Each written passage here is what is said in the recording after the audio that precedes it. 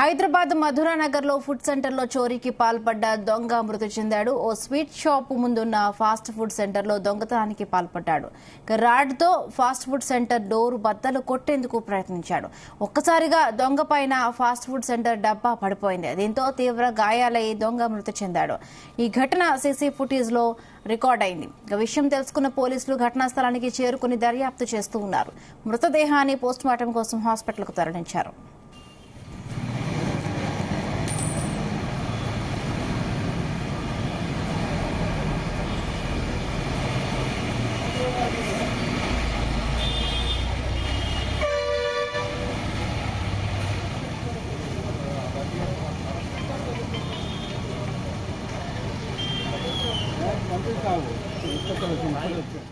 మూడున్నర గంటల ప్రాంతంలో ఒక గుర్తు తెలియని దొంగ ఆగ్రా స్వీట్ హౌస్ ముందు ఉండే ఈ ఫాస్ట్ ఫుడ్ డబ్బా దగ్గరికి వచ్చి దొంగతనం చేసే క్రమంలో ఒక స్లైడ్ డోర్ను ఓపెన్ చేయడం జరిగింది.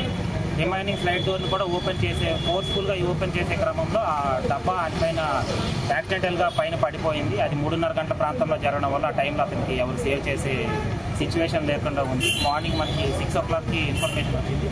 చూసిన తర్వాత ఆ డబ్బాను కూడా మనం లిఫ్ట్ చేసి అప్పటికే ఆయన చనిపోయినాడు. హాస్పిటల్కి బాడీని షిఫ్ట్ చేయడం జరిగింది. తర్వాత 3 గంటల అది ఏదైతే ఉందో దానికి ఆపోజిట్లో ఉండే సీసీ కెమెరా ఫుటేజ్ చూస్తే దానికి క్లియర్గా మాకు ఆ విజువల్స్ అయితే ఉన్నాయి. ఈ విషయాన్ని మీడియాలో కూడా అది పళ్ళ వ్యాపారి కొట్టి చంపేది అనుకొని చెప్పి ఒక ఫేక్ న్యూస్ అయితే సర్క్యులేట్ అవుతుంది. 3:30 గంటల ప్రాంతంలో ఒక గుర్తు తెలియని దొంగ ఆగ్రా స్వీట్ హౌస్ ముందు ఉండే